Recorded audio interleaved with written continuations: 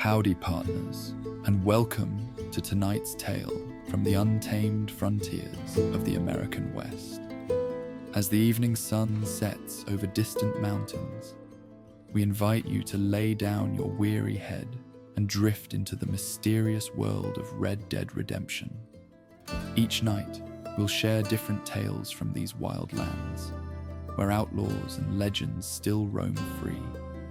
And when our story ends, the gentle sounds of the frontier, crackling campfires, distant coyotes, rustling prairie grass, and the soft whisper of the wind will carry you into peaceful dreams beneath the star-filled western sky, with no advertisements to disturb your slumber. Now, saddle up, partner, and let's mosey on down to tonight's tale.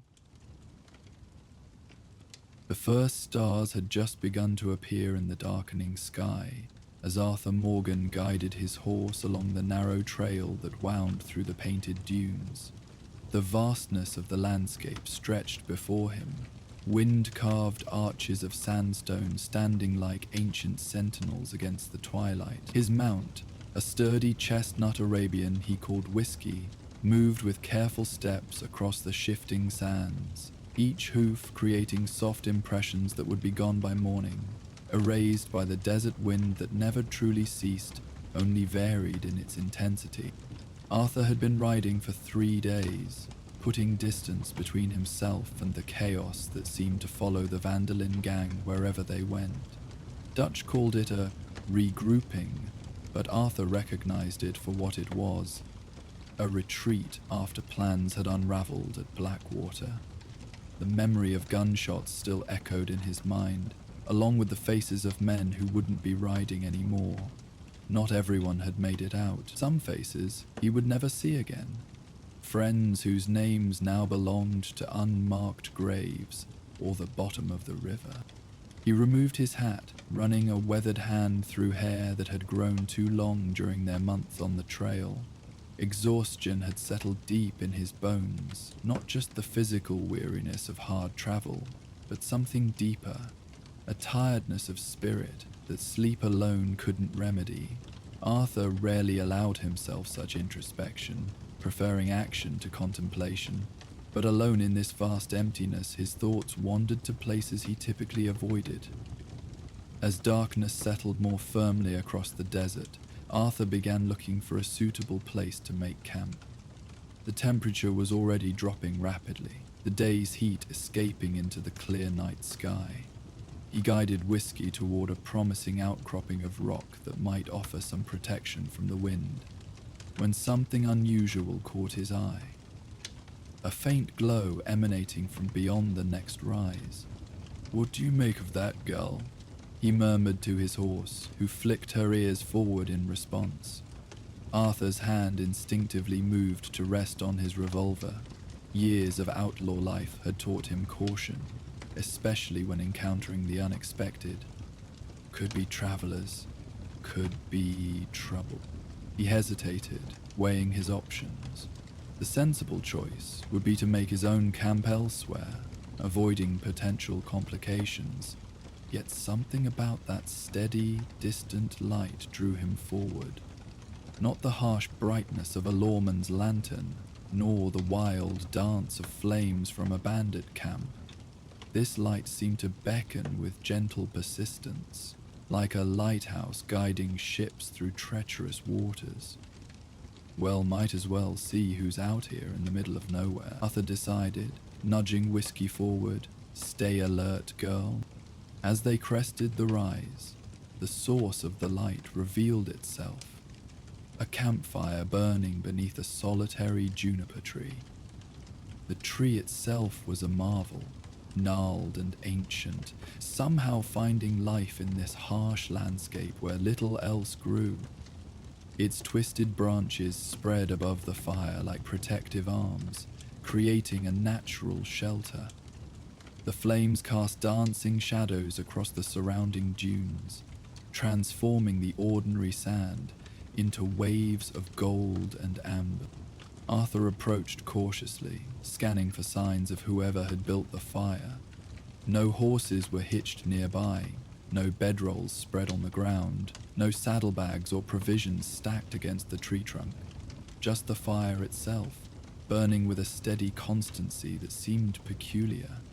Not a newly built blaze, nor one about to die out, but a fire in perfect equilibrium, as if it had been burning exactly like this for hours, perhaps days. "Hello," Arthur called out, his voice carrying across the silent dunes. "Anyone here?" Only the soft crackle of burning wood answered him. He dismounted, patting Whiskey's neck reassuringly before approaching the fire. The warmth reached out to him before he'd taken 3 steps, unusually inviting after the growing chill of the desert night. Arthur circled the campsite once, searching for tracks, finding none save his own and Whiskey's. The sand around the juniper was smooth, as if swept clean by some careful hand. "Strange business," he muttered, crouching to examine the fire more closely. It burned without smoke, the flames a rich mixture of orange and blue that danced with hypnotic rhythm. The wood, if it was wood, showed no signs of being consumed, and most curious of all, there was a sense of presence. Not threatening, not even particularly attentive, but a feeling of not being entirely alone, despite all evidence to the contrary.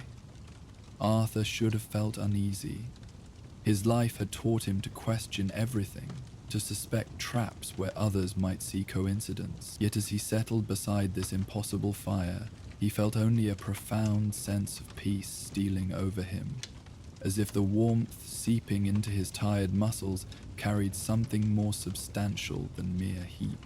He unsaddled Whiskey, setting his gear beneath the juniper's branches before retrieving a small tin cup and coffee from his saddlebag. The routine of making camp was so ingrained he could have done it blindfolded, arranging his bedroll, setting water to boil, checking his weapons before setting them within easy reach. Yet tonight these familiar actions felt different, almost ceremonial in the presence of the strange constant fire. "Don't suppose you'd explain yourself?"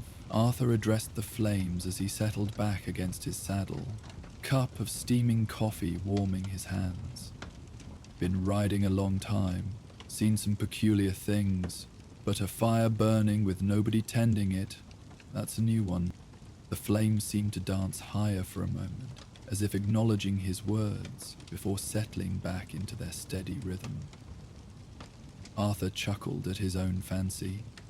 Exhaustion was making him imagine things, personifying a simple campfire because he'd been too long without proper human conversation. Yet the feeling persisted. He was not addressing empty air, but something that listened without judgment. As the night deepened around him, stars scattered across the vast desert sky like spilled diamond dust.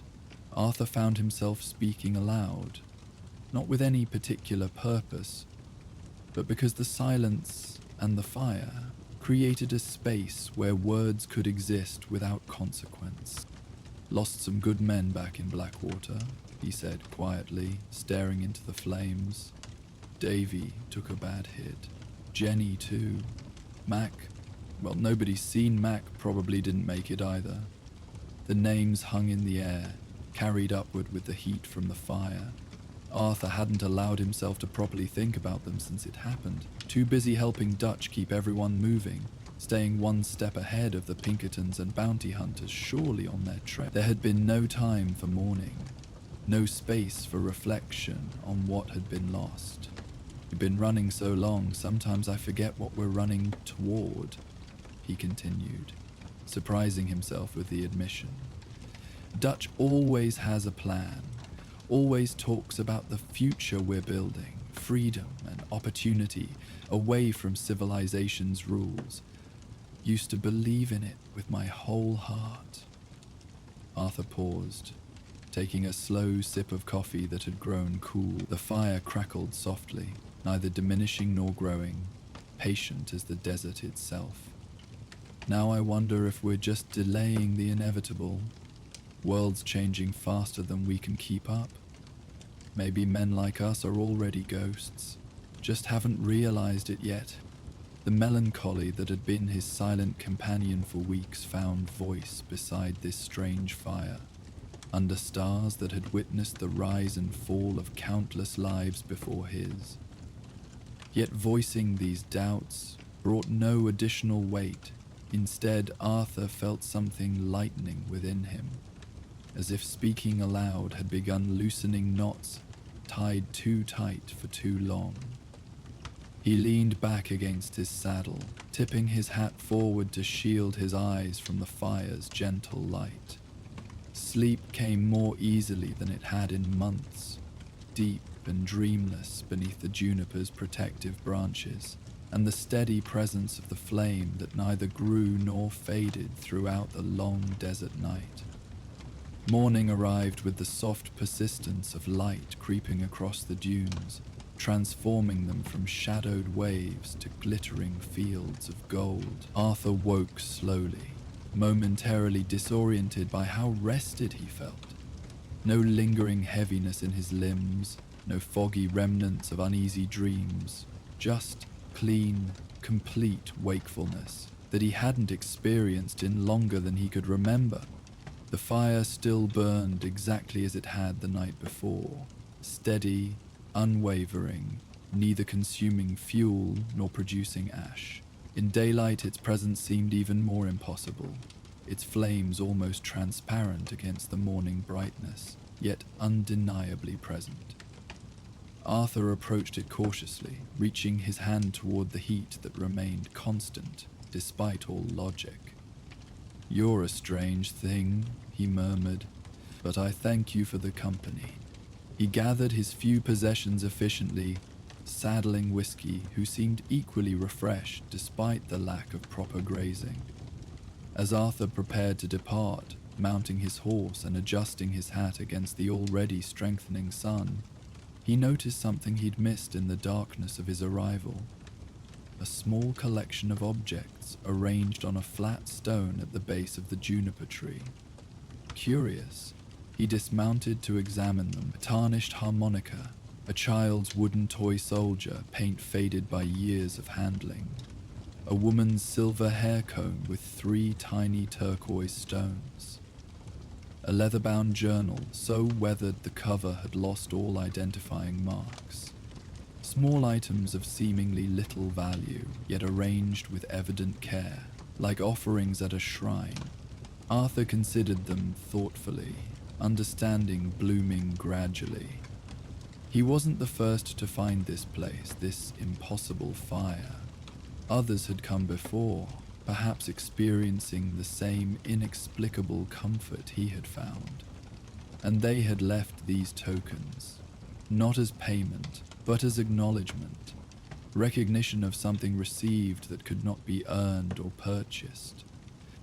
After a moment's consideration, Arthur reached into his satchel and withdrew a small carved wooden horse, a trinket he'd absently made during long evening watches and carried without particular purpose. He placed it carefully alongside the other items, his rough fingers arranging it just so against the weathered stone. "Don't rightly understand what you are," he said to the fire, "but I recognize a kindness when I see one." The flames danced briefly higher, and Arthur could have sworn he felt something brush against his consciousness. Not words exactly, but a sense of acknowledgement, of completion.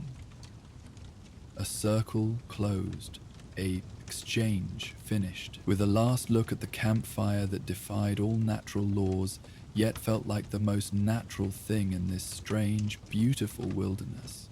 Arthur mounted Whiskey and turned toward the eastern horizon, where his path continued. He had ridden perhaps a mile when movement caught his eye, a wild burrow picking its way delicately across the dunes, heading in the direction of the juniper tree and its impossible fire. The animal paused, regarding Arthur with eyes that seemed too knowing for a simple beast of burden, before continuing on its purposeful path. "Another visitor heading your way," Arthur murmured, though the fire was long out of sight behind him. Something tells me you won't lack for company. He nudged Whiskey forward, the sense of peace from the night before still accompanying him like a welcome shadow. The uncertainty of what awaited him with Dutch and the others remained, the complications of their situation unchanged. Yet Arthur himself felt different, as if something essential had been restored during his night beside that constant flame. Not hope, exactly, but perhaps its quieter cousin, endurance, the capacity to continue when hope itself seemed a luxury too expensive to afford. The sun climbed higher, the day's heat building as Arthur Morgan rode eastward across the painted dunes, carrying with him the memory of a campfire that never died and the strange comfort it had offered without explanation or demand. 5 years passed, like autumn leaves caught in a river current, sometimes swirling in eddies that made time seem to stand still, other moments rushing forward with such speed that whole seasons blurred together in memory. For Sadie Adler, these years had transformed her from a grieving widow into something harder, sharper, more defined by her own choices than by what had been taken from her. The bounty hunting life suited her, the solitude of the trail, the clarity of purpose, the simple justice of tracking those who had done wrong and bringing them to account. Her reputation had grown steadily, her name spoken with respect, even in places where women were typically regarded as decorative rather than dangerous.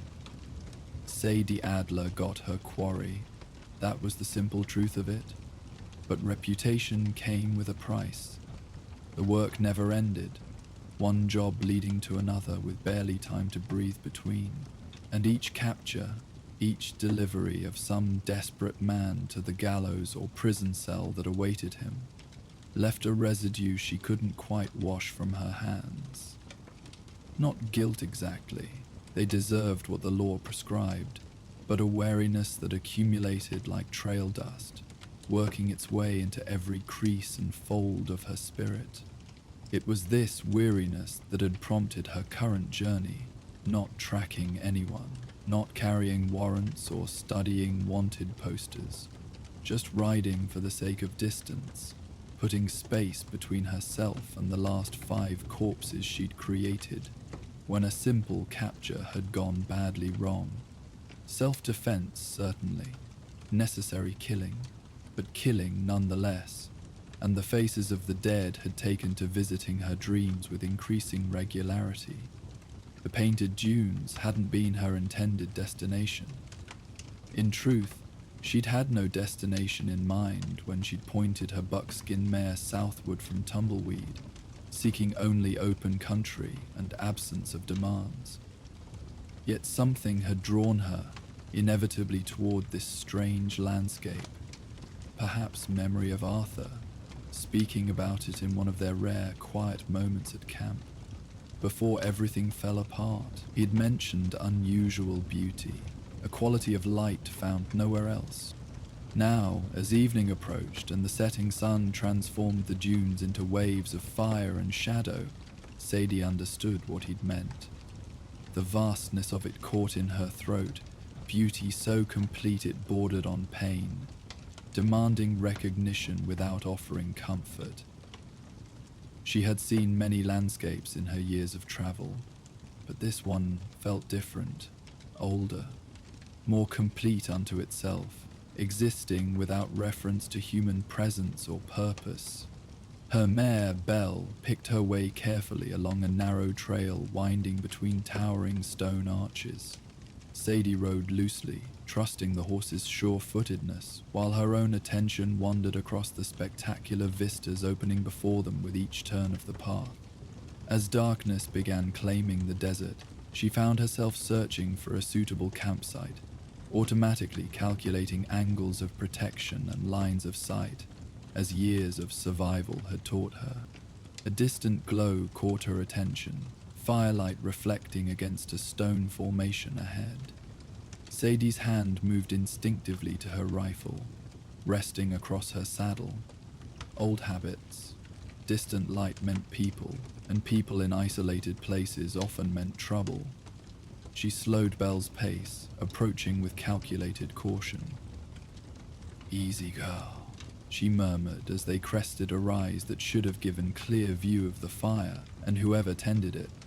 What Sadie saw instead made her draw Belle to a complete halt. Confusion replacing wariness. A campfire burned beneath a solitary juniper tree, flames dancing with a steadiness unlike any natural fire. No horses were visible, no bedrolls or equipment, no movement suggesting human presence. Just the fire itself, burning with impossible constancy in perfect isolation. "Hello?" Sadie called, her voice carrying across the silent dunes. "Anyone here?" No response came except the soft crackling of the flames. She dismounted, rifle ready but not raised, and approached the fire with professional caution. Years of hunting dangerous men had honed her awareness to razor sharpness. She knew when she was being watched, could sense presence even when hidden from view. Yet here, circling the strange campsite with senses fully alert, she detected no threat, no human presence at all.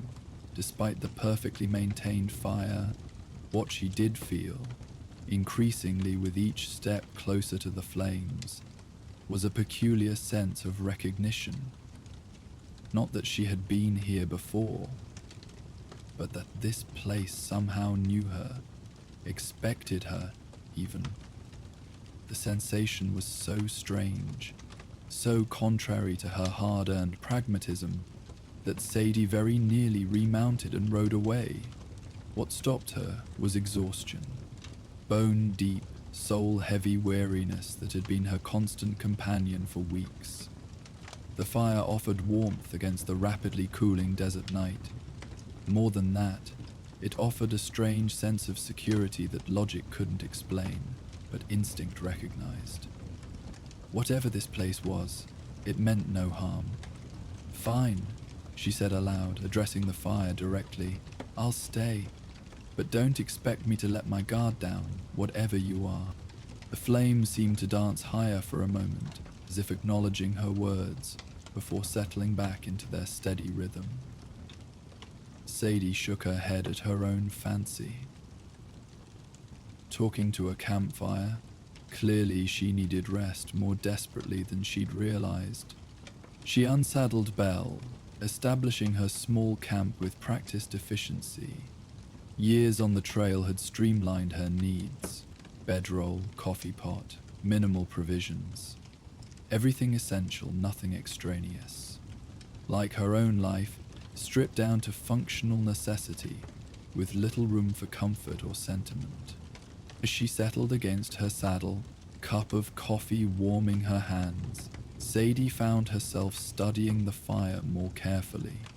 It burned without smoke, the flames a mesmerizing mixture of colors that seemed to shift just at the edge of perception.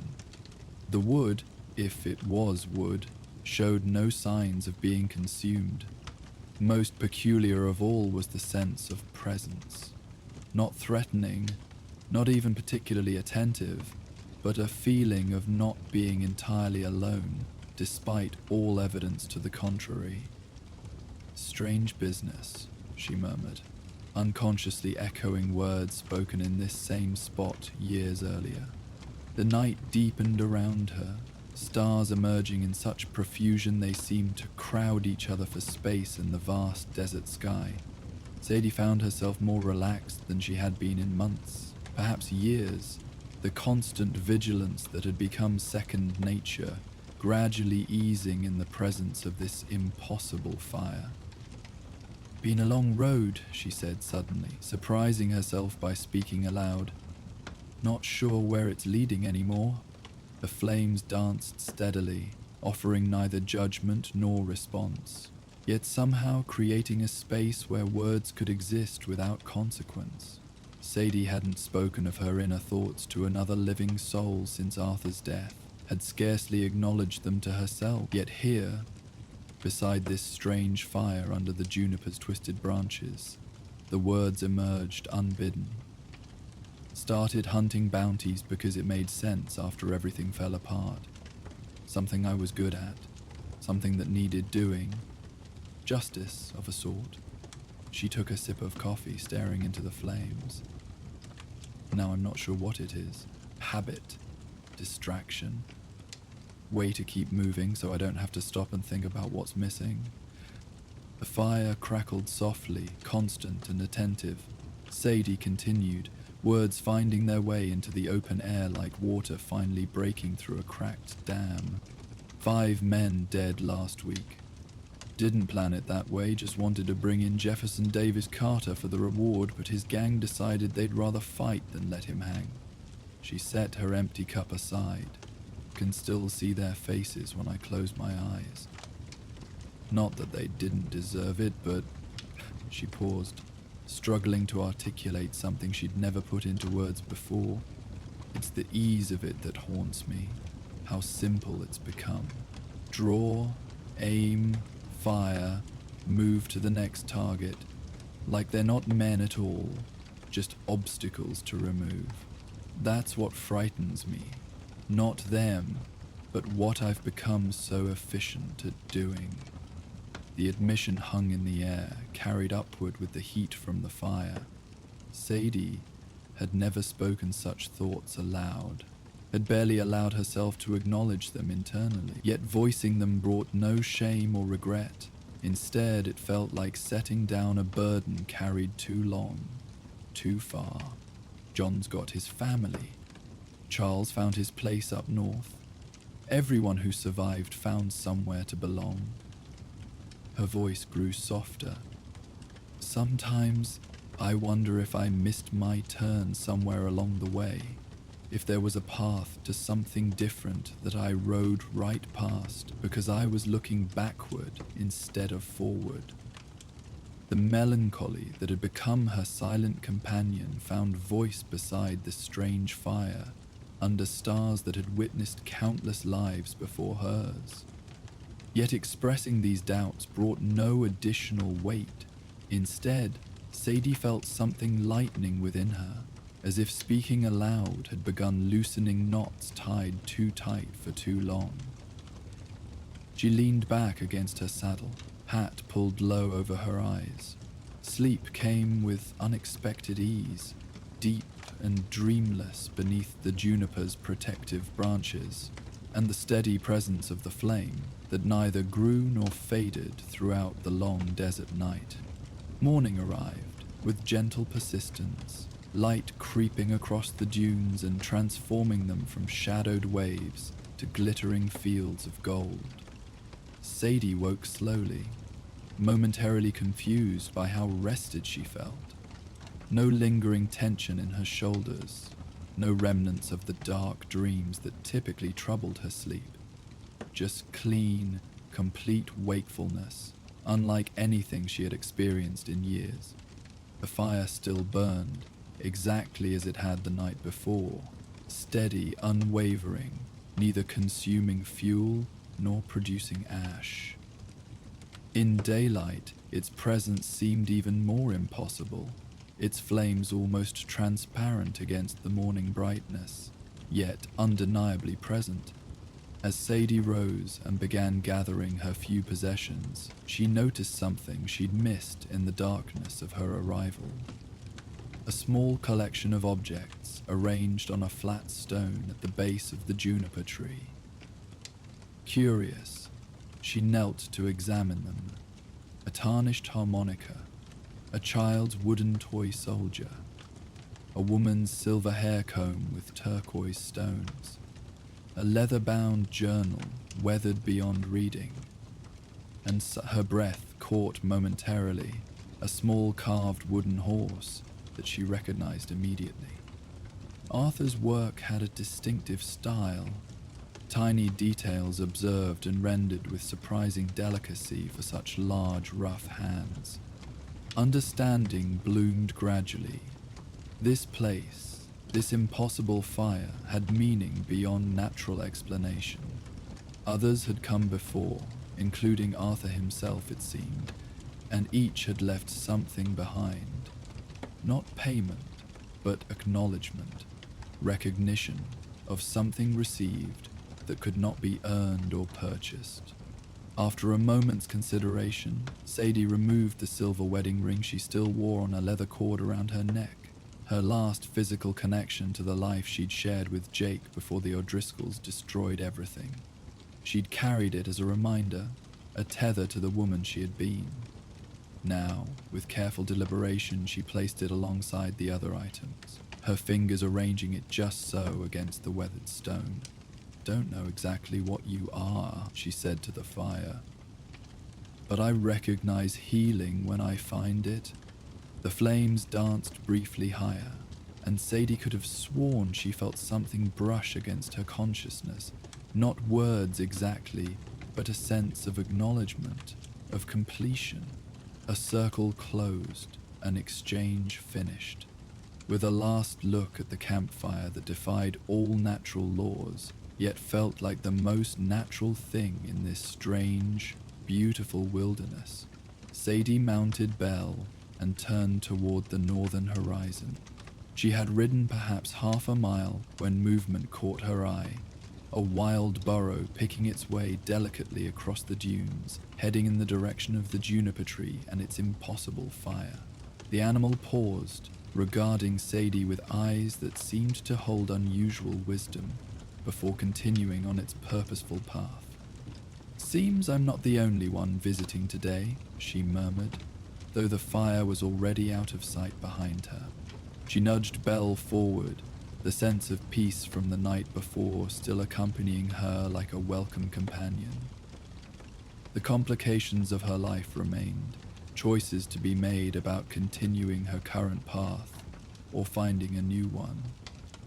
Yet Sadie herself felt different, as if something essential had been restored during her night beside that constant flame. Not answers exactly, but perhaps something more valuable, questions worth asking, and the clarity to consider them honestly. The sun climbed higher, the day's heat building as Sadie Adler rode northward across the painted dunes, carrying with her the memory of a campfire that never died, and the strange comfort it had offered without explanation or demand. The nomadic storyteller known simply as Rain had first found the eternal campfire as a child, half dead from thirst after becoming separated from her traveling family during a sudden sandstorm. She remembered little of that desperate journey, just fragmented images of stumbling across endless dunes, lips cracked and bleeding, vision blurring as dehydration claimed her strength hour by hour. Later, she would tell others she had been guided by a wild burro that appeared from nowhere, leading her to water and shelter before disappearing as mysteriously as it had come. What she remembered with perfect clarity was the moment she crested a dune and saw it. A campfire burning beneath a solitary juniper tree, flames steady and welcoming against the gathering darkness. How she had crawled the final distance, collapsed beside that impossible fire, and drunk from a canteen she found waiting, as if placed there specifically for her arrival. How she had slept deeply, visited by dreams more vivid and nourishing than any she had known before or since, and awakened to find her family frantically searching the area, having tracked her meandering footprints across the desert. They hadn't seen the fire at first, this family of traders and folk healers who traveled the territories selling remedies and stories in equal measure. Only when Rain had insisted, tugging at her grandmother's hand with desperate urgency, did the old woman finally perceive what her granddaughter was showing her. A campfire that burned without fuel or tending, offering warmth that reached beyond physical sensation to touch something deeper. A spirit anchor, her grandmother had named it, voice hushed with reverence. A place where the membrane between worlds grows thin, where what we need finds easier passage to reach us. In the 20 years since that day, Rain had returned to the eternal campfire whenever her travels brought her within reach of the painted dunes, sometimes seeking specific comfort during periods of loss or confusion, sometimes bringing others who needed what the fire offered. Not solutions exactly, but the space to find their own answers within its constant, attentive presence. Now, as evening approached once more, she guided her small wagon along familiar pathways, sensing the fire's location rather than seeing it directly. Some visitors could only find the eternal flame when in desperate need. Others never perceived it at all, despite standing where it burned. But Rain had developed a relationship with this impossible place over decades of visitation, learning its rhythms and moods, the subtle ways it communicated through presence rather than words.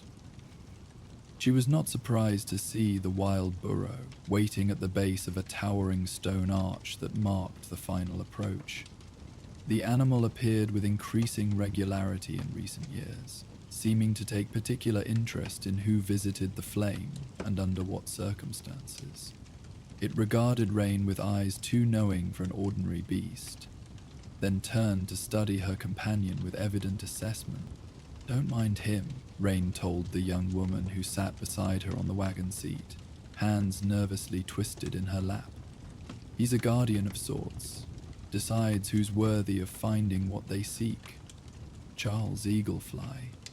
Named for her father, but preferring to be called Charlie, cast a skeptical glance toward the wild burro, then back to the older woman who had found her 3 days earlier, collapsed with grief beside her father's fresh grave. "You still haven't told me where we're going," she said, voice rough from days of weeping. "Or why?" Rain smiled, the expression transforming her weathered face with gentle humor. "Some things can't be explained in advance. They must be experienced directly." She gestured toward the path that wound between towering rock formations. "We're almost there. Another mile, perhaps less." The burro watched them pass, making no move to follow as Rain guided her mule forward. Shadows lengthened across the desert as the sun began its final descent, transforming the landscape into a realm of deepening blue, punctuated by the fiery orange of stone catching the day's last light. "My father spoke of this place," Charlie said suddenly, breaking a silence that had stretched for miles. "When I was very young, said he found healing here after my mother died, giving birth to me." Her voice caught slightly. "I thought it was just a story." Rain nodded, unsurprised. Charles Eaglefly Sr. had been one of those she'd guided to the eternal flame years ago, a young widower wild with grief, carrying an infant daughter and a burden of misplaced guilt that threatened to crush them both. He had spent 3 nights beside the fire, speaking words long trapped inside, gradually finding his way toward acceptance of what could not be changed, and responsibility for what remained within his power. "Your father understood the value of stories," Rain replied. "How they carry truth even when wrapped in images that seem impossible to literal minds." As they crested the final rise, the juniper tree came into view, its twisted branches silhouetted against the darkening sky. Beneath it burned the eternal flame, steady and welcoming as it had been since Rain first stumbled upon it as a lost child. The sight still caught her breath, even after all these years. Beauty so pure it bordered on pain, mystery so complete it demanded reverence rather than explanation. Charlie's sharp intake of breath suggested she saw it too. Not everyone could, even when brought directly to this spot. The fire chose its visitors as carefully as they chose to approach it. "That's impossible," the young woman whispered, eyes fixed on the flames that danced with hypnotic constancy. "How?"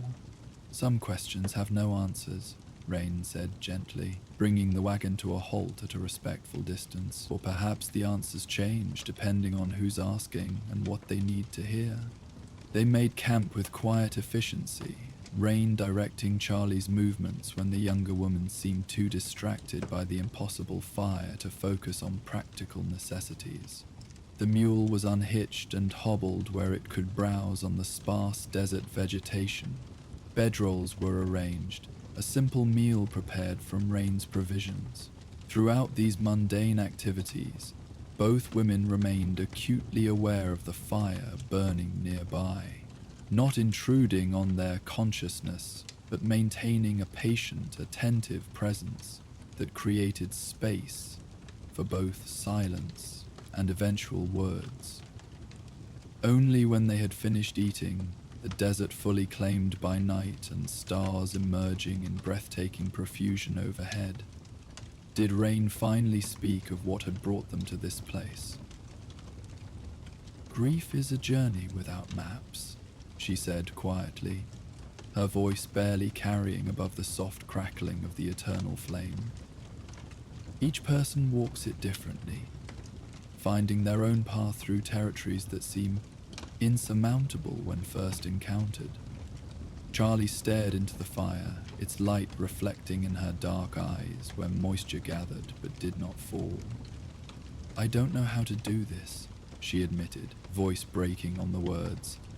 "How to be in a world where he isn't. He was everything, mother and father both to me. My teacher, my protector. I feel..." She struggled to articulate the enormity of her loss. "Unmade, like a book with half its pages torn away." Rain nodded, allowing silence to create space around Charlie's words. The fire seemed to draw closer, though it hadn't moved, its warmth reaching toward the young woman with almost sentient intention. "I brought you here because this place has power," Rain said finally. "Not to erase your grief or provide easy answers, but to help you find what you need for the journey ahead. The fire listens, it witnesses. Sometimes that's enough to help us hear ourselves more clearly." Charlie looked up, confusion and desperate hope mingling in her expression. "What am I supposed to do?" "Be present, speak what needs speaking, or remain silent if that serves better." Rain rose slowly, gathering her blanket around her shoulders against the desert night's growing chill. "I'll leave you with the fire a while. Some conversations are best held privately." Before Charlie could protest, Rain walked away into the darkness beyond the fire's illumination, finding her own sheltered place among the stones, where she could maintain respectful vigil without intruding on whatever might transpire between the young woman and the eternal flame. Left alone beside the impossible fire, Charlie sat rigid with uncertainty. The flames danced with hypnotic rhythm, neither growing nor diminishing, despite the complete absence of visible fuel. Something about their constant, attentive presence gradually eased the tension from her shoulders. "I don't know how to say goodbye to you," she finally whispered, addressing not the fire, but the absence that had accompanied her every moment since watching her father's coffin lowered into red desert earth. "I don't know how to be without you." The flames seemed to listen with particular intensity, creating a space where her words could exist without judgment or expectation. Charlie continued, hesitantly at first, then with increasing fluency as something within her unraveled in the presence of this patient, attentive witness. "You taught me everything. How to track game, how to read weather in cloud patterns, how to negotiate fair trades with merchants who'd happily cheat a young Indian woman if given half a chance." A smile touched her lips briefly, the first since her father's passing. "How to throw a punch, too, though you always said fighting should be last resort of those lacking better options." Memories flowed more freely now, stories of a life shared between father and daughter across 23 years of close companionship. Hunting trips and trading journeys, Winter evenings spent repairing equipment while her father recounted tribal histories preserved through oral tradition, the pride in his eyes when she mastered a difficult skill, his gentle corrections when she faltered or grew frustrated. "You never spoke of regret," Charlie said after a long pause, her voice softer now. "Never suggested you might have had a different life if my mother had lived, if I hadn't." She stopped abruptly, unable to complete the thought that had haunted her since childhood, that her very existence had cost her father the woman he loved. The flames danced higher for a moment, as if in gentle contradiction of this unspoken fear. "I found his journal after the funeral," she continued, reaching into her jacket to withdraw a small, leather-bound book. "Hidden beneath the floorboards of our cabin. Never knew he kept one. He always seemed to live entirely in the present moment, taking each day as it came without dwelling on past or future." Charlie opened the journal with careful reverence, turning pages filled with her father's distinctive handwriting, strong, deliberate strokes forming words in both English and their native language. She had read it countless times in the days since his death, each reading revealing new dimensions of the man she thought she had known completely. "He writes about my mother here," she said, finding a particular page marked with a faded ribbon. "About their meeting, their brief time together, about her death and his devastation. But then, he writes this." Her voice strengthened as she read aloud, words that had begun healing something long broken within her. "Today, my daughter laughed for the first time, a bubbling sound like water over stones that washed through me like medicine. I had forgotten joy was possible until that moment. Maria lives in her eyeless, not as ghost or burden, but as gift returning to me through our child's eyes. What seemed like ending reveals itself as continuation, different from what I imagined, but no less valuable. Perhaps this is what the elders mean when they speak of circles rather than ending." Charlie closed the journal, holding it against her heart as tears finally fell freely. "I never knew," she whispered. "Never understood I wasn't just a reminder of his loss, but his pathway back to life." The fire burned steadily, offering neither judgment nor response, yet somehow creating a space where this revelation could unfold at its own pace. Charlie continued speaking through the night, sometimes reading further passages from her father's journal, sometimes sharing her own memories and questions. Gradually, the raw edge of her grief began transforming, not diminishing exactly, but changing shape, incorporating gratitude alongside sorrow, appreciation alongside loss. Dawn approached with subtle persistence, stars fading as the eastern sky lightened to pale lavender. Charlie had fallen silent some time earlier, drifting into the first truly restful sleep she'd experienced since her father's illness began months earlier. The eternal flame burned with unwavering constancy, neither stronger in darkness nor weaker as daylight gradually reclaimed the desert. Rain returned as first light touched the juniper's highest branches, moving quietly so as not to disturb the young woman's rest. She recognized the transformation that had occurred, not completion of grief's journey, but perhaps its most difficult first steps navigated successfully. Charlie's face in sleep showed traces of peace alongside sorrow, the beginnings of acceptance taking root alongside loss. As the sun cleared the horizon, sending long shadows across the dunes, Charlie stirred and woke.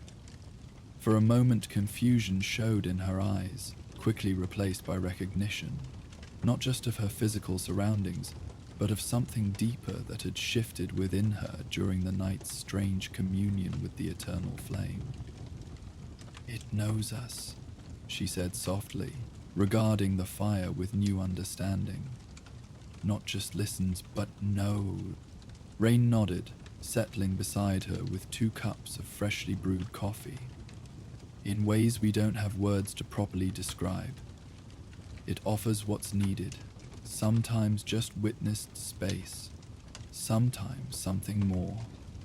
Charlie accepted the coffee gratefully, warming her hands around the cup as she continued studying the flames that danced with unchanged rhythm despite the growing daylight.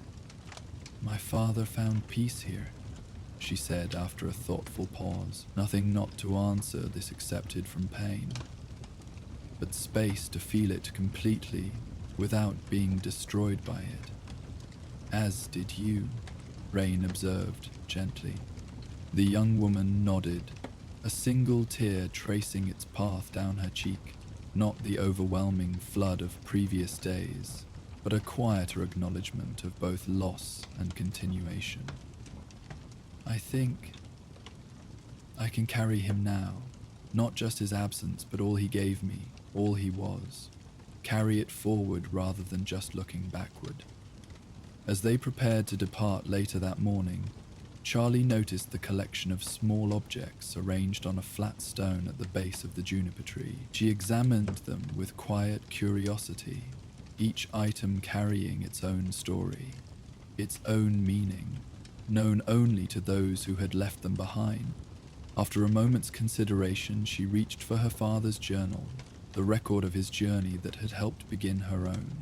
She hesitated briefly, then with deliberate care placed it alongside the other offerings, not abandoning his memory, but acknowledging transformation of what had been private grief into something that could now be carried differently. "Is that right?" she asked Rain, suddenly uncertain, leaving something so personal. The older woman smiled gently. "The fire accepts what we need to give, just as it gives what we need to receive. There is no right or wrong in such exchanges, only completion." As they departed, guiding the small wagon back toward more traveled paths, both women glanced back for a final view of the juniper tree and its impossible fire. The wild burro stood beside it now, regarding their departure with that same knowing gaze that seemed to evaluate more than mere physical appearance. "Will I find this place again?" Charlie asked as the eternal flame disappeared from view behind a towering rock formation. "When needed," Rain replied with quiet certainty. "Not always when wanted or sought, but when truly needed, yes." The sun climbed higher, the day's heat building as they traveled northward across the painted dunes. But behind them, the campfire that never died continued its patient burning, waiting for the next weary traveler who might stumble upon its light, offering not escape from life's harshest journeys, but the strength and clarity to walk them with greater understanding. And so it remains to this day, a constant flame in changing landscapes, anchoring something essential amid life's inevitable transformations.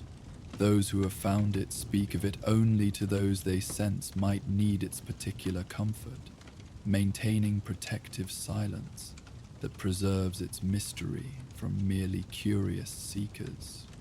Some say it first appeared when the land itself was young, kindled by forces that shape stone and sky into their present forms.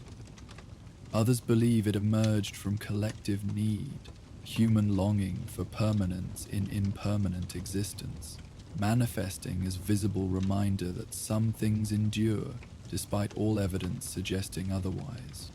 The truth, perhaps, lies beyond such explanations, in territories where mystery itself becomes necessary for explanation, nourishment for souls grown weary of a world that insists everything must be categorized, explained, and stripped of wonder. For those who find it when most needed, the eternal campfire offers something increasingly rare and precious, witnessed space where transformation can occur at its own pace, without pressure or performance. Night after night it burns without consuming, gives without diminishing, listens without judging. The wild burrow continues its silent assessments, sometimes leading lost travelers toward welcoming light, sometimes watching from distance as they find their own way to what awaits them beneath the ancient juniper's protective branches. And those who have been touched by its constancy carry something forward, not answers exactly, but perhaps their more valuable counterparts, better questions, deeper presence, renewed capacity for continuing their journey with whatever remains after necessary losses have been fully acknowledged. A campfire that never dies, offering temporary home to those who wander, not just across physical landscapes, but through territories of heart and spirit where maps prove useless and familiar landmarks disappear, where light and warmth remain possible even in darkest night, and something essential endures despite all evidence suggesting otherwise. The last embers of daylight faded from the western sky as Thomas McKenna tethered his horse to a weathered hitching post outside Hollow Ridge's only saloon. At 42, Thomas had spent most of his life drifting from one frontier settlement to another, carrying little more than his saddlebags, a well-worn journal, and the memories of places he'd never stayed long enough to call home. His once dark hair now carried threads of silver at the temples, and the lines etched around his eyes spoke of long days beneath harsh sun and countless nights beneath star-filled skies. The journey to this remote outpost had been longer than expected, delayed by an unseasonable rainstorm that transformed dirt trails into treacherous mud for the better part of 2 days. Hollow Ridge wasn't much to look at, a scatter of wooden buildings clinging to existence at the edge of a vast desert basin. In the fading light, Thomas could make out the silhouette of the ridge itself, a great curved wall of stone rising from the earth like the spine of some ancient, slumbering creature. The settlement had sprung up in its shadow, nestled against its base, as if seeking protection from the endless open spaces that surrounded it on 3 sides. The saloon, grandly named the Silver Dollar, despite its humble appearance, offered the promise of warm food, cool drink, and perhaps most importantly, information about potential work in the area. Thomas had less than $15 to his name, and while he wasn't desperate yet, experience had taught him the value of securing employment before necessity forced his hand. He brushed the dust from his coat, adjusted his hat, and pushed through the batwing doors into the saloon's amber glow. Inside, the establishment presented a scene familiar to anyone who had spent time in frontier settlements. A long wooden bar running along one wall, scattered tables occupied by locals and the occasional traveler, and the comforting smell of coffee, whiskey, and beef stew mingling in the warm air. A few heads turned to assess the newcomer, but most returned to their conversations and card games after a brief glance, the arrival of a stranger not particularly noteworthy in a place where most people were just passing through. Thomas made his way to the bar, where a broad-shouldered man with an impressive moustache polished glasses with methodical care. "Evening," Thomas offered with a polite nod.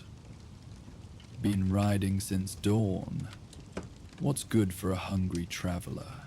The bartender, Henry, according to the introduction that followed, recommended the venison stew and cornbread, assuring Thomas it was the best meal available in Hollow Ridge. "Though that ain't saying much, I'll grant you." Thomas ordered the stew along with a glass of whiskey, then carried both to a small table near one of the windows, where he could observe the room while eating. The stew proved better than expected, rich with tender meat and vegetables that suggested someone in the kitchen took pride in their work despite limited ingredients. As he ate, Thomas listened to the conversations flowing around him, gathering impressions of Hollow Ridge and its residents through their casual exchanges. Most discussions centered on ordinary concerns, cattle prices, weather patterns, family matters, but occasionally he caught fragments that hinted at something less mundane. "Full moon tomorrow night.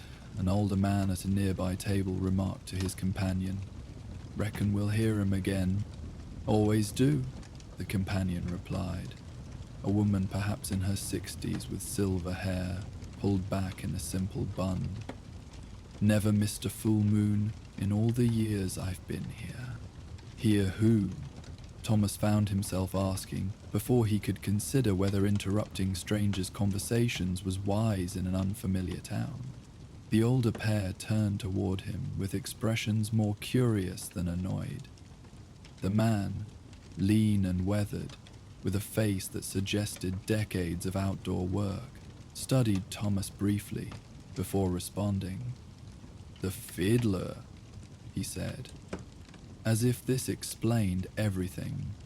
"Up on the ridge," the woman added, gesturing vaguely toward the window and the darkened formation beyond. "Every full moon, regular as clockwork.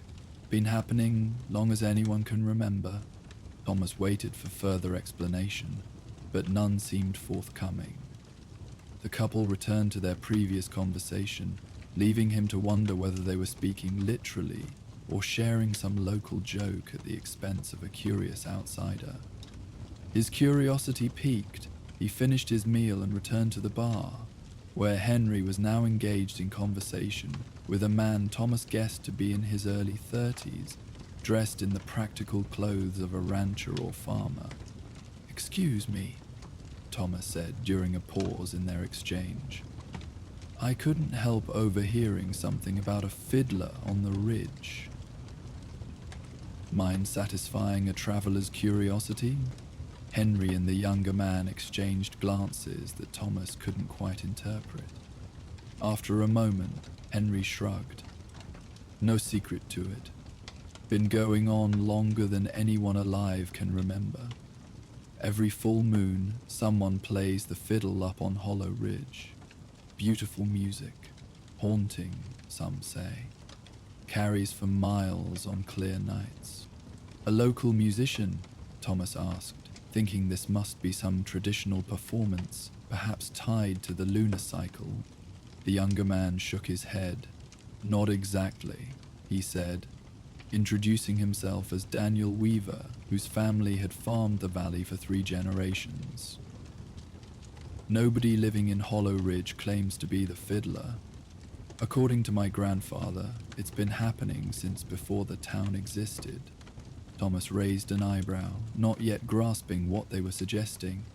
"So, who plays?" "That's the thing," Henry said, leaning forward slightly as his voice dropped. "Nobody knows for certain. Some say it's a ghost, a cowboy musician who died up there years ago. Others think it's something else entirely." He straightened up, suddenly self-conscious. "Not that I put much stock in ghost stories myself, you understand." Daniel smiled at the bartender's quick retreat into skepticism. "Henry doesn't like admitting he's climbed that ridge 3 times trying to find the source." "Never said I believed in ghosts," Henry protested. "Just said I never found who was playing is all." He paused, polishing a glass with more attention than it required. "Though I'll admit, there was something strange about how the sound moved.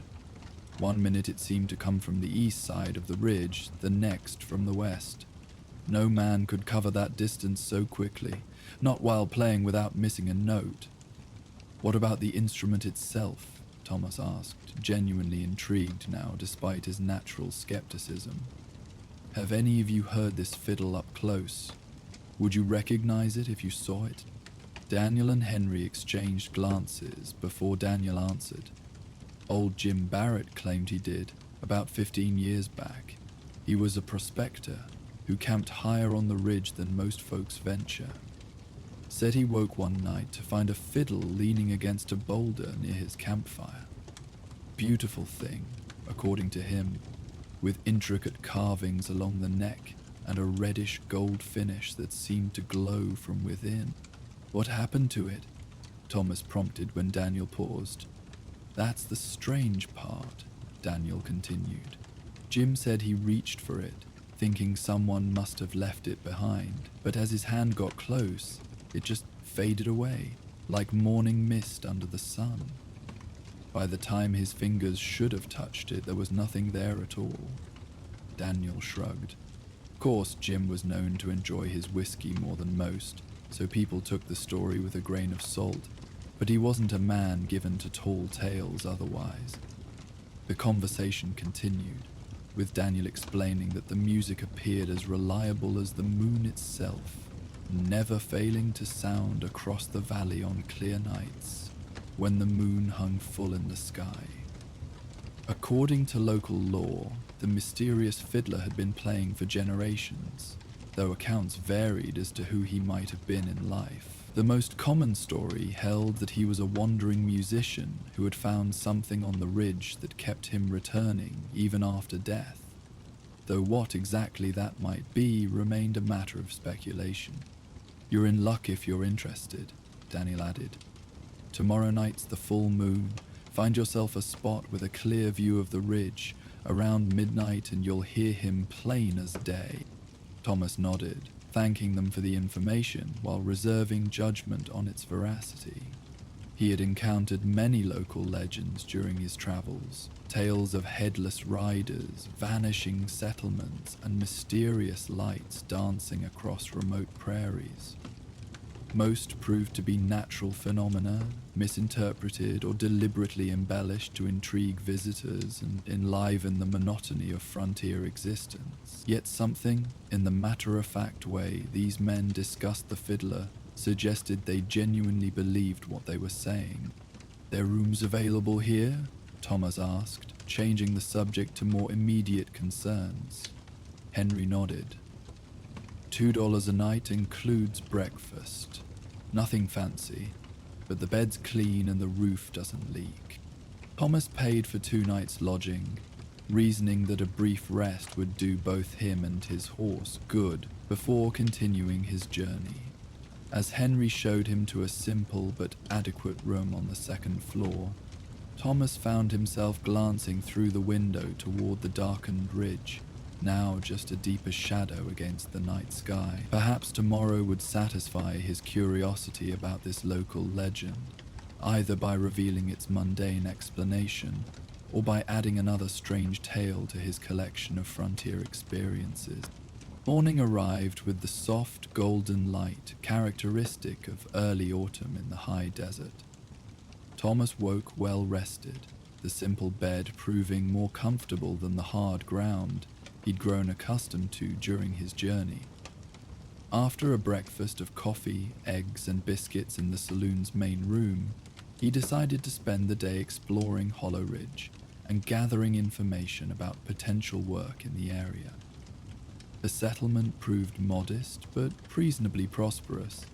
A general store, blacksmith, small church, and assorted dwellings spread along a main street that paralleled the base of the ridge. A creek, flowing from a spring near the ridge's center, provided reliable water, explaining how this community managed to survive in such arid surroundings. Thomas visited the general store first, where the proprietor, a talkative woman named Sarah Miller, provided both supplies and a wealth of information about the region. Cattle operations mostly, spreading out toward the basin, she explained when Thomas inquired about employment opportunities.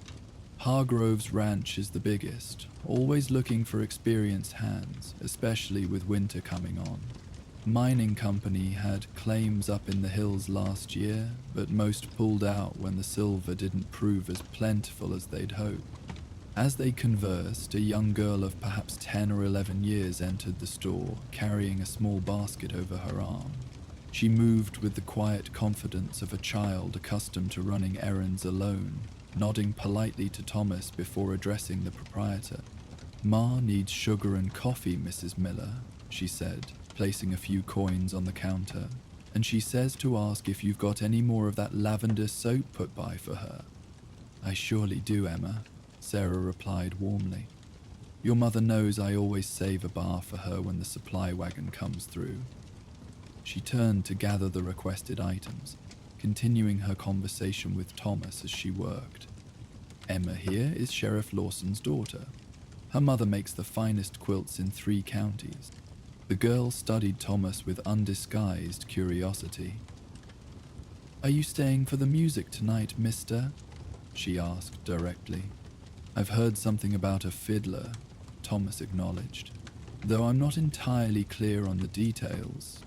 Emma's face brightened. Oh, it's wonderful. Like nothing else you've ever heard. Sometimes it makes you want to dance, and sometimes it makes you feel like... She searched for words, her young face suddenly thoughtful. Like someone understands exactly how you're feeling, even when you can't explain it yourself. Sarah returned with the girl's purchases, adding a small piece of rock candy that was clearly not part of the original order. On the house, she said with a wink. Tell your mother I'll see her tonight. Emma nodded, accepting both goods and candy with obvious pleasure before turning back to Thomas. You should stay, she said with the earnest conviction of childhood.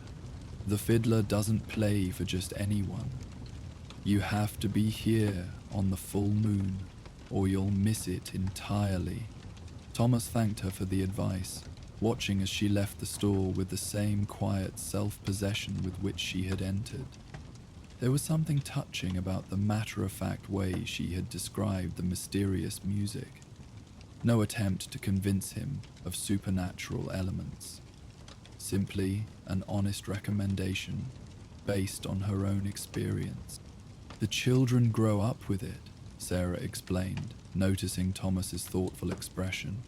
To them, it's as natural as sunrise or the changing seasons. Just another part of life in Hollow Ridge. Thomas thanked her for the information, purchasing a few necessities before continuing his exploration. At the blacksmith's shop, he struck up a conversation with the burly craftsman, Martin Fletcher, who confirmed Sarah's assessment of work prospects while repairing a loose shoe on Thomas's horse. Hargrove's a fair man, Fletcher offered, hammering with practiced precision. Pays on time, doesn't ask more than a man can reasonably give. His foreman, Jenkins, might be at the saloon tonight. Full moon brings folks to town who'd normally stay out at their homesteads. Because of the fiddler? Thomas asked, curious whether this legend truly influenced local behavior. Fletcher paused his work, glancing up with an expression that mingled amusement and something less definable. You've heard about him already? Yes, partly that. The music carries better in town, echoes off the buildings just right, but also tradition, I suppose. Full moons become something of a social occasion here. Folks gather, share news, sometimes dance if the music's lively enough. You speak as if this musician is real, Thomas observed carefully. Real as you and me, Fletcher replied without hesitation, returning to his work. Whether he's flesh and blood or something else, well, that's a different question. But the music itself, that's real enough. You'll hear for yourself tonight. Throughout the day, Thomas encountered similar matter-of-fact acceptance of the mysterious fiddler among Hollow Ridge's residents. Even the town schoolteacher, a young woman named Elizabeth Hayes, who had arrived from Boston just 6 months earlier, spoke of the phenomenon with the same certainty as those who had lived their entire lives in the shadow of the ridge.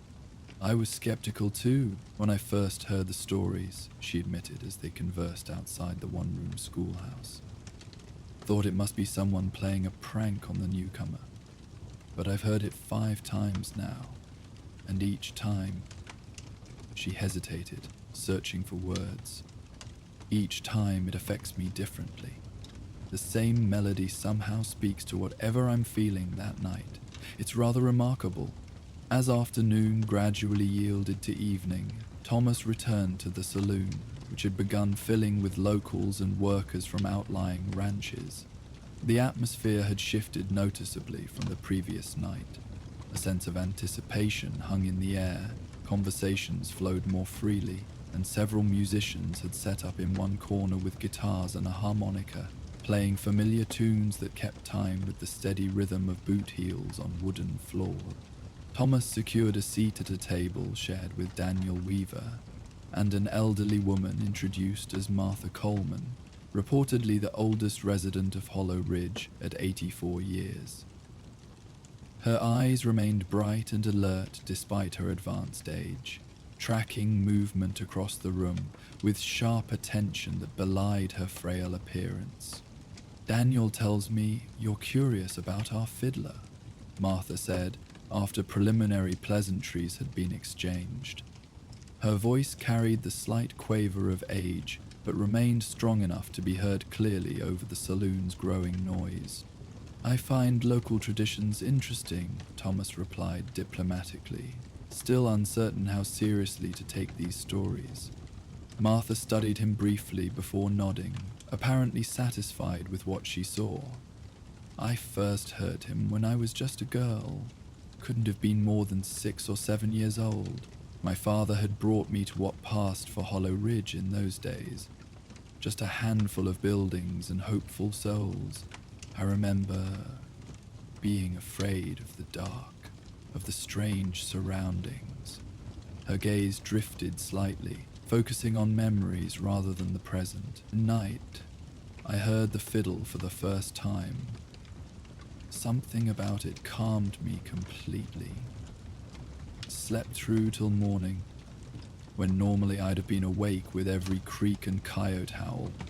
You've heard it many times since, I imagine," Thomas prompted when she fell silent. "Every full moon I could manage for nearly 8 decades, Martha confirmed. Through my marriage to Robert Coleman, through the births of our children, through his passing 20 years ago, the music changes.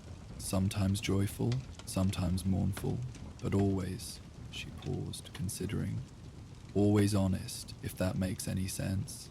As if the fiddle plays what needs to be heard, not just what's easy to listen to."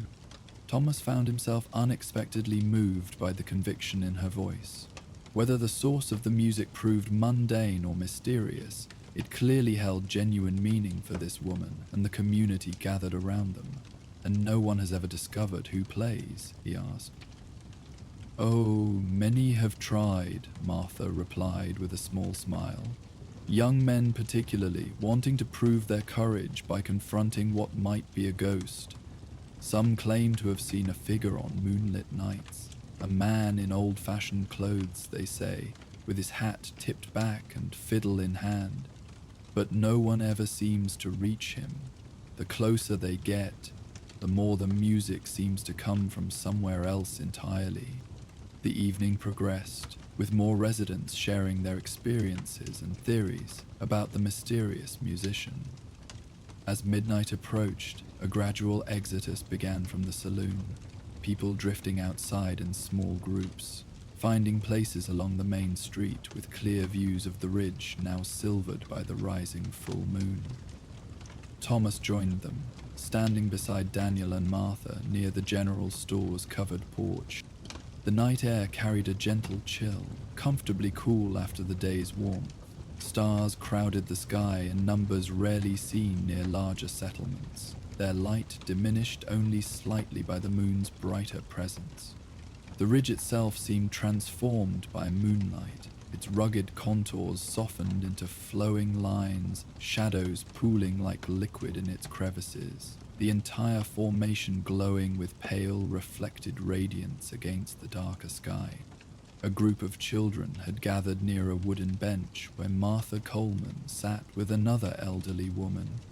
They listened with rapt attention as she recounted a story Thomas couldn't quite hear from his position, their faces illuminated by a nearby lantern that cast long shadows across the packed earth of the street. Nearby, a young couple stood close together, the woman's head resting against her companion's shoulder as they gazed upward toward the ridge. Further down the street, a cluster of ranch hands passed a bottle between them, their usual boisterous manner subdued by the collective atmosphere of anticipation. Thomas noticed subtle details he might have overlooked in more ordinary circumstances. the way moonlight silvered the weathered boards of the buildings, the particular clarity of sounds in the cool night air, the distinctive sense of wood smoke, dust and sage mingling, in a combination he had encountered in many frontier towns, yet somehow seemed uniquely present in this moment. There was a quality to the waiting that felt almost ceremonial, as if the gathered community participated in some ancient ritual disguised as simple entertainment. "Almost time," Daniel murmured, checking his pocket watch in the moonlight. Around them, conversations had hushed to whispers or fallen silent entirely, the gathering crowd united in expectant waiting. Even the children present, normally incapable of extended stillness, stood quietly beside parents and grandparents, their upturned faces solemn in the silvery light. Thomas was about to comment on the collective anticipation when he heard it, a single, clear note floating down from the ridge. The sound hung in the air for a long moment, pure and perfect in its solitude, before being joined by a second note, then a third, gradually forming the opening bars of a melody he had never heard before, yet somehow felt he recognized. The music defied simple description. Technically skilled, yet unbound by rigid formality, it flowed like water, finding its natural course down the ridge and across the basin. Sometimes it quickened into joyful runs that made Thomas's pulse accelerate in response. Other times it lingered on sustained notes of such poignant beauty that he felt an ache beneath his ribs. Throughout, it maintained a quality both intimate and vast, as if the fiddler played for each listener individually, while simultaneously addressing the stars themselves. Thomas strained his eyes toward the ridge, searching for any sign of the musician. Moonlight illuminated the formation clearly enough that a human figure should have been visible, yet he could detect no movement, no silhouette interrupting the smooth lines of stone and sparse vegetation. The music seemed to emanate from the ridge itself, not from any specific point, but from the entire formation, as if the ancient stone had found voice through violin strings. The melody shifted, taking on a quality Thomas could only describe as yearning. Notes reaching upward, like hands stretching toward something just beyond grasp. There was both sweetness and sorrow in the progression, a recognition of beauty alongside acknowledgement of its impermanence. Thomas found his thoughts drifting to places he'd left behind over the years. Faces of people whose names he sometimes struggled to recall, despite the clarity with which he could picture their smiles or frowns. The way sunlight had fallen across particular landscapes he had crossed, knowing he might never see them again. The music seemed to reach inside him, touching memories and emotions he typically kept carefully contained behind the pragmatic exterior required for survival in the territories. It was not an invasive presence, but rather an invitation, a gentle suggestion that acknowledging these deeper currents might offer its own form of strength. Thomas found himself accepting this invitation, despite his customary guardedness, allowing the music to guide his thoughts through terrain both familiar and surprisingly new. A secondary melody emerged, intertwining with the first in complex harmony that shouldn't have been possible from a single instrument. The technical skill required would challenge the most accomplished musicians Thomas had encountered in concert halls back east, yet here it flowed with effortless grace in this remote settlement. The dual melodies conversed with each other, one asking, one responding, both ultimately merging into unified expression that seemed to capture the very essence of human connection across impossible distances. Around him, the townsfolk had responded in various ways to the music. Some stood motionless, eyes closed in private appreciation. Others swayed gently to the rhythm. A few couples had begun dancing slowly in the dusty street, moving with unhurried grace to the melody flowing around them. Martha Coleman sat on a nearby bench, her weathered hands folded in her lap, tears glistening on her cheeks. Though her expression conveyed joy rather than sorrow, the performance continued for what Thomas estimated to be nearly an hour, though time seemed to lose conventional meaning in the presence of the music. The melody never repeated exactly, instead evolving through variations that somehow maintained thematic cohesion while exploring different emotional territories. When it finally concluded, the final notes fading into the night air with delicate precision, the silence that followed felt not empty, but full, resonant with echoes of what had just transpired. No one spoke immediately. The assembled townspeople remained in place, as if by mutual understanding that the moment deserved respect before being broken by conversation. Finally, Martha's voice emerged, soft yet clear in the quiet. "Every time," she said simply, "every single time, it's exactly what I needed to hear." Others murmured agreement, the spell gradually dissolving as people began moving again, exchanging quiet observations or simply nodding to one another in shared understanding before drifting toward their homes. Thomas remained where he stood, his attention still drawn to the moonlit ridge. "What did you think?" Daniel asked, approaching after seeing Martha safely to her door across the street. Thomas considered his response carefully. "I've never heard anything like it," he admitted. "The acoustics of the ridge must be remarkable to carry sound so clearly." Daniel smiled slightly, recognizing the newcomer's attempt to rationalize what he had experienced. "That's what I thought my first time too." Natural explanation had to be. But then, he gestured toward the ridge. "Well, you heard it yourself. That wasn't just skill, though the skill itself would be remarkable enough. There's something more in that music." Thomas couldn't disagree. Whatever its source, the performance had affected him deeply, stirring emotions and memories he normally kept carefully contained. "Do people ever climb the ridge during the full moon? While the music is playing, I mean." "Some have tried," Daniel confirmed. "They say the music always seems to come from somewhere else once you're up there, just beyond the next outcropping, around the corner, over the rise, like trying to catch the horizon." He studied Thomas with sudden understanding. "You're thinking of trying yourself?"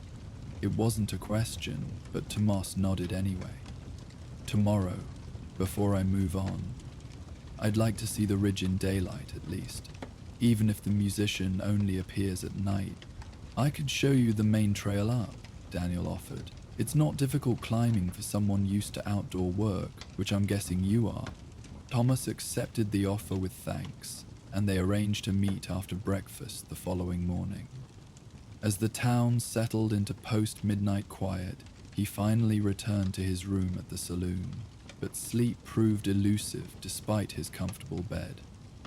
The music continued to play in his memory, not as mere recollection, but with a vivid presence that made him wonder if it somehow continued beyond human hearing, like colors outside the visible spectrum.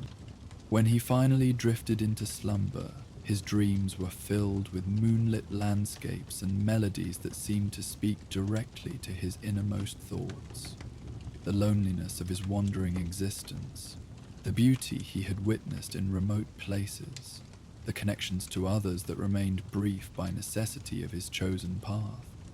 He woke feeling more deeply rested than he had in months, despite the limited hours of actual sleep.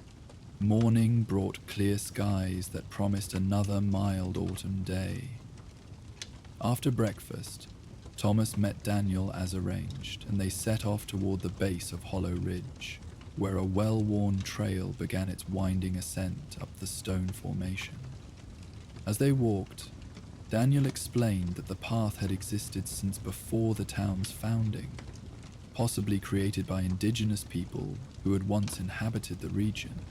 The spring that feeds our creek emerges about halfway up, he explained as they began to climb. Some say that's what originally drew people to this place. Reliable water in a land where that's precious beyond measure. The trail proved well maintained and moderately challenging, switchbacking up the ridge's face to accommodate the steeper sections. As they ascended, Thomas gained new appreciation for the formation's scale and complexity.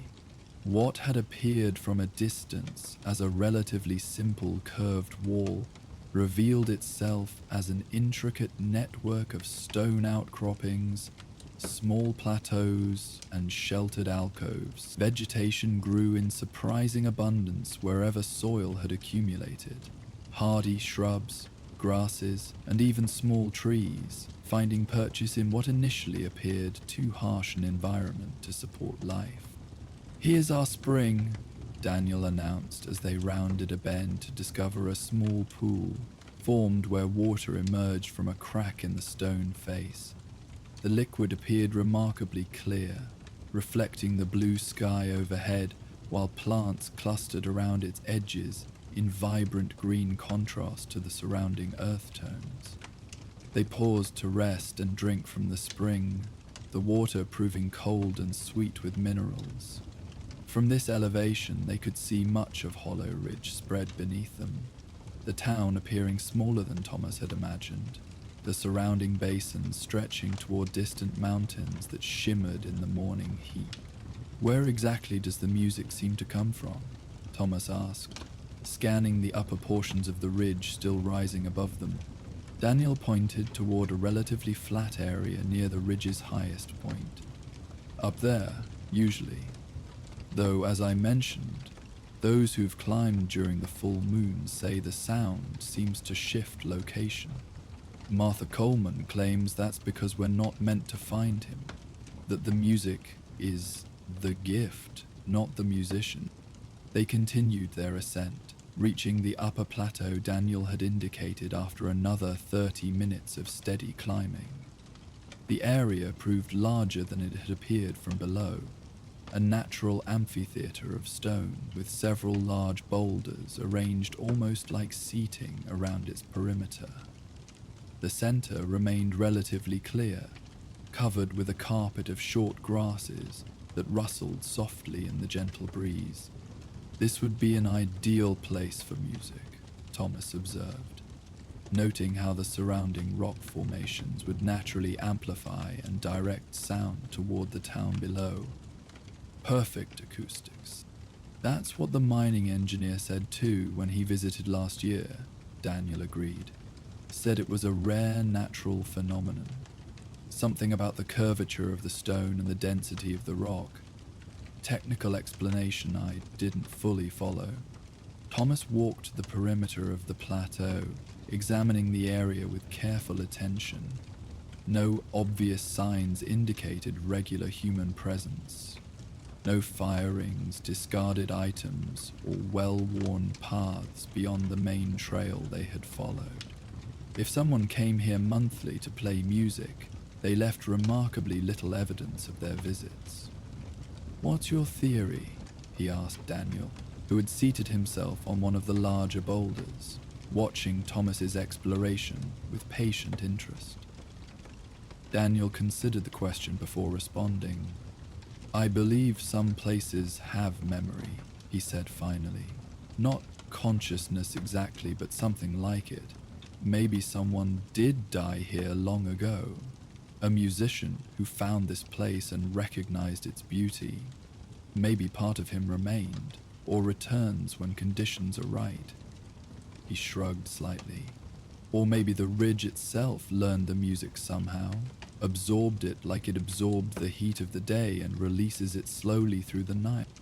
The explanation might have sounded fanciful elsewhere, but sitting in this remarkable natural formation, with the memory of last night's music still vivid in his mind, Thomas found himself unwilling to dismiss it entirely. He had seen enough in his travels to recognize that the line between explainable and inexplicable often proved thinner than most people preferred to believe. They spent another hour exploring the upper ridge, discovering small caves, unusual rock formations, and spectacular views in all directions. In one sheltered alcove, they found ancient pictographs etched into the stone, simple figures that Daniel identified as the work of indigenous people who had inhabited the region long before European settlement. The images depicted what appeared to be a human figure playing something to a circle of listeners, suggesting that perhaps music had been associated with this place for centuries before the current legend emerged. My grandfather claimed the native tribes considered this a sacred site, Daniel explained as they examined the faded markings, said they believed the ridge connected our world with others, spirit realms or something similar. They would come here for important ceremonies, especially those related to transitions between states of being. Birth, death, coming of age, Thomas suggested, carefully tracing the air above the ancient images without touching the fragile artwork. Those, certainly, Daniel agreed, but also moments of collective transition, changes of season, movements of their people from one territory to another. The ridge marked boundaries between different states of existence. This perspective added interesting context to the current phenomenon. Perhaps the mysterious music represented continuation of ancient tradition in new form, the ridge still serving as boundary marker between different realities, the fiddle replacing whatever instruments might have been used in earlier ceremonies. Thomas found this historical connection more compelling than simple ghost stories, though it still left unanswered the question of who exactly produced the remarkable music they had heard. In another area near the plateau's edge, they discovered a small, level space sheltered by overhanging rock. Old ashes suggested occasional use as campsite, though whether by the mysterious musician or merely travelers passing through remained impossible to determine. Thomas knelt to examine the site more closely, noting the careful arrangement of stones around what had been a small fire pit. Not the careless scatter typical of temporary camps, but a deliberate circle, suggesting repeated use by someone who valued order. Someone comes here regularly, he observed, sifting the cool ashes through his fingers. These fires weren't all built at the same time. Daniel nodded agreement.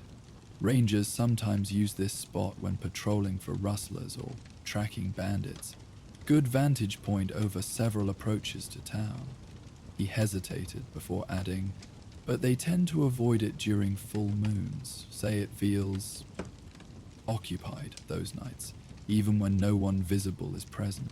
As they continued exploration, Thomas gathered various small observations that, while inconclusive individually, collectively suggested the ridge held genuine significance beyond mere local legend. The natural acoustics of certain areas would indeed amplify and direct sound toward the town below with remarkable clarity. Several locations showed subtle signs of repeated human presence. A worn path here, a deliberately placed stone there, yet nothing definitively identifying who might visit or when. Most compelling was the consistent feeling of peaceful reverence the place inspired. Whether standing on the upper plateau with its panoramic views, or sheltered in one of the small caves with their sense of protected intimacy, Thomas experienced the same tranquil awareness he had felt while listening to the mysterious music the previous night. The ridge itself seemed to encourage certain states of mind, reflection, appreciation, connection to something larger than immediate concern. As they began their descent in the early afternoon, Thomas had reached no firm conclusion about the mysterious fiddler. The rational explanation? A reclusive local musician who played for personal reasons during full moons seemed plausible, yet somehow insufficient to account for both the quality of the music and the consistent pattern maintained over generations, the supernatural alternative, a ghostly performer continuing an endless serenade, strained credibility, yet aligned better with the emotional impact he had experienced firsthand. "Will you stay another night?" Daniel asked as they approached the town.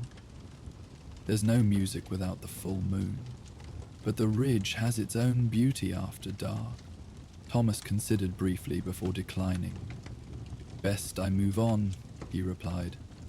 "Hargrove's ranch is a day's ride from here, you said. I should arrive by tomorrow evening, if I leave at first light." Daniel nodded, understanding. "The fiddler will still be here next full moon, if your travels bring you back this way." That evening, Thomas prepared for departure, organizing his few possessions and settling his account with Henry. Several townspeople stopped by his table during dinner, sharing their own experiences with the moonlit music and seeming genuinely pleased that the newcomer had appreciated their local phenomenon.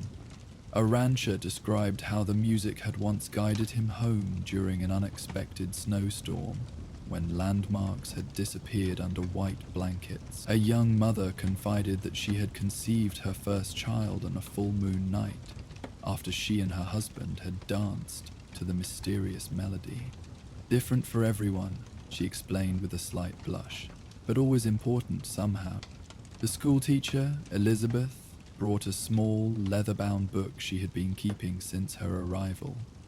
A journal documenting each month's musical performance with careful attention to variations in melody, emotional qualities, and any unusual circumstances surrounding particular appearances. The pages contained no musical notation. She admitted lacking technical knowledge to transcribe notes properly, but her descriptions revealed remarkable consistency in how the music affected listeners, while never repeating exactly the same composition twice. "It's as if the fiddler knows what the community needs each time," she explained, showing Thomas entries spanning her 6 months in Hollow Ridge. "Last February, after the Wilson child died from fever, the music was so poignant people wept openly in the street. Yet it somehow brought comfort, not additional grief.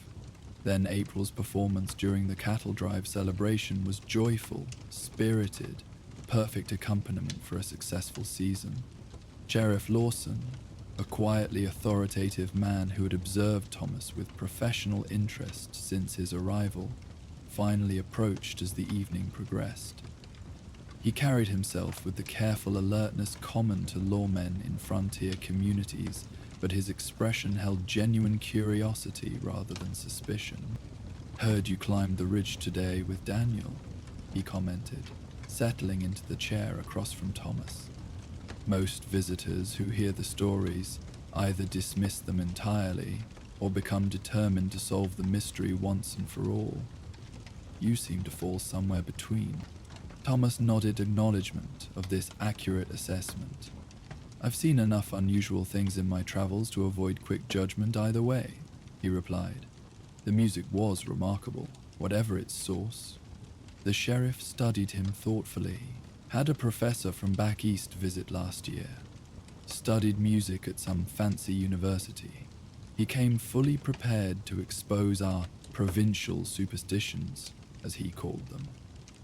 A slight smile crossed the lawman's weathered face. "After hearing the fiddler, he stayed 3 extra weeks, climbing that ridge every day with his notebooks and instruments. Left eventually with more questions than answers, according to his own admission." This information aligned with Thomas's own experience. The phenomenon seemed to resist simple explanation while remaining undeniably real in its effects. Whatever produced the music transcended ordinary performance, creating something that resonated deeply with those fortunate enough to hear it. Martha Coleman made a specific point of visiting, bringing a small package wrapped in cloth. "Cornbread for your journey," she explained, placing it beside his plate. "Not much, but something to remember us by." "Thank you." Thomas replied, touched by the gesture. I don't suppose anyone's written down the music. The melody was remarkable. I'd remember it better with notation. Martha smiled, shaking her head. Many have tried, but it never sounds the same when played by others.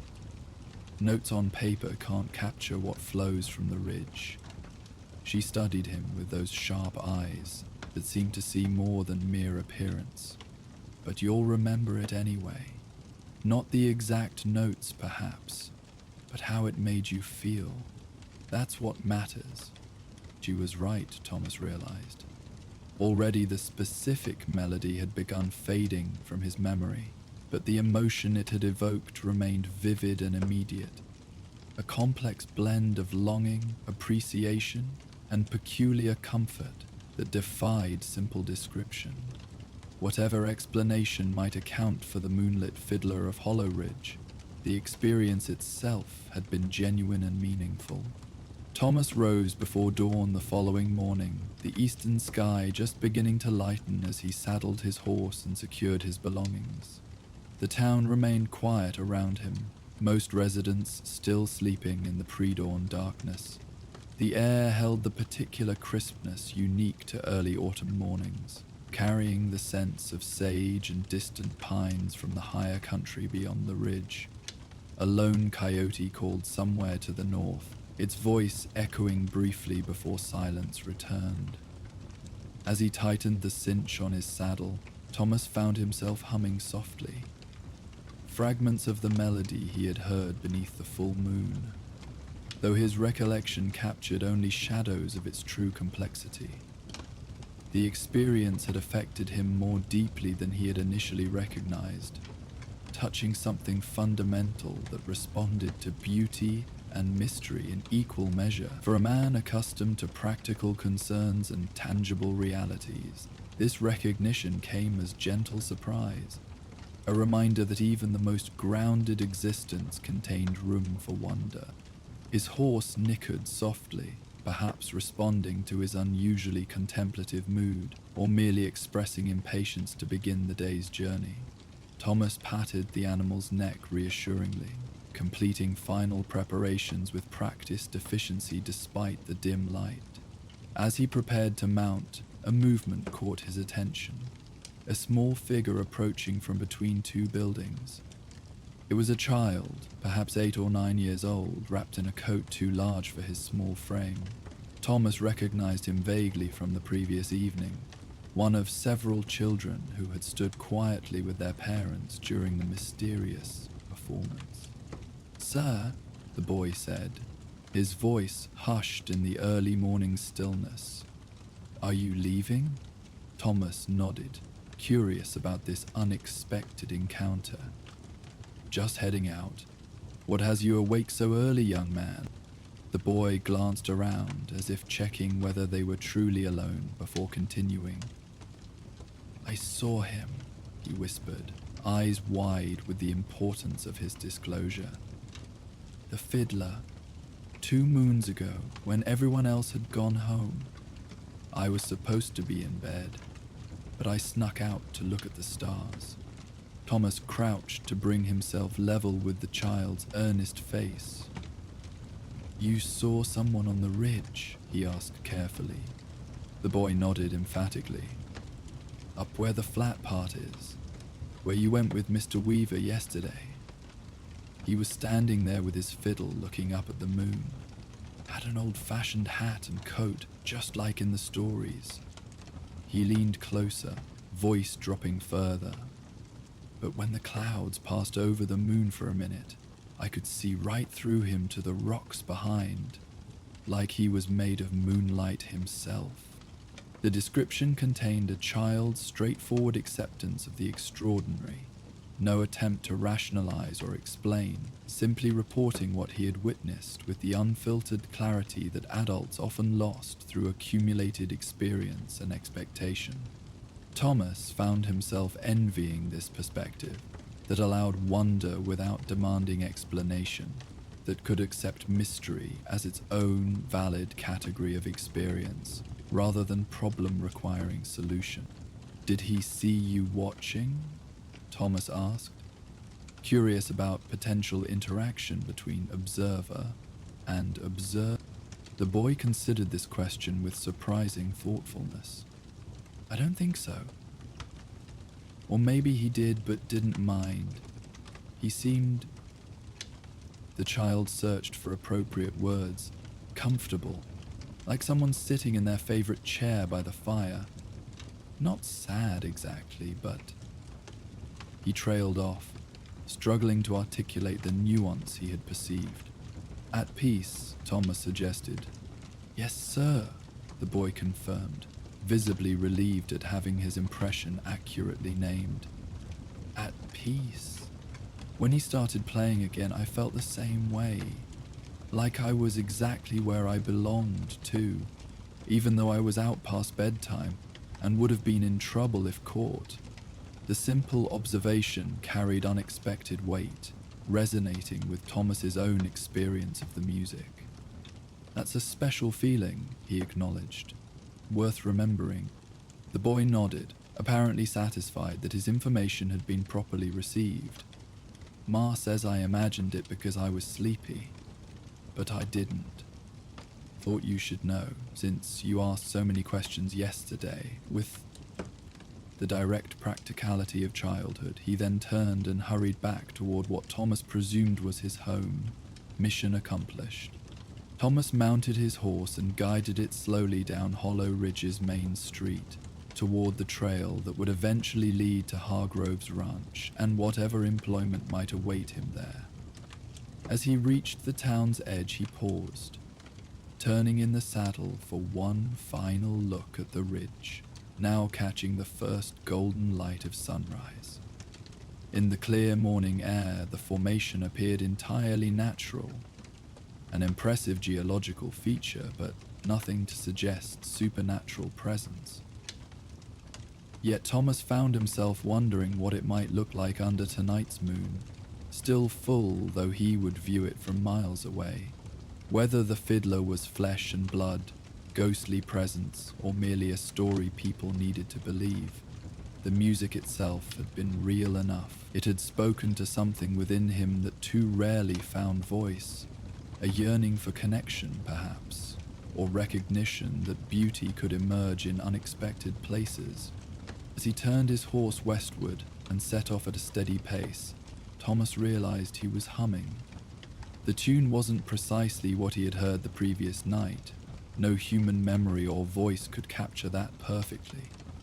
But it carried echoes of the melody that had floated down from Hollow Ridge beneath the full moon. Simple yet profound, joyful yet tinged with gentle melancholy, it seemed an appropriate companion for a solitary journey across open country. Perhaps someday his wandering would bring him back to this remote settlement, with its remarkable natural amphitheater and mysterious nocturnal musician. Until then, he would carry both the memory and the unanswered questions with him, another experience gathered during his travels across a frontier where the boundary between ordinary and extraordinary often blurred in unexpected ways.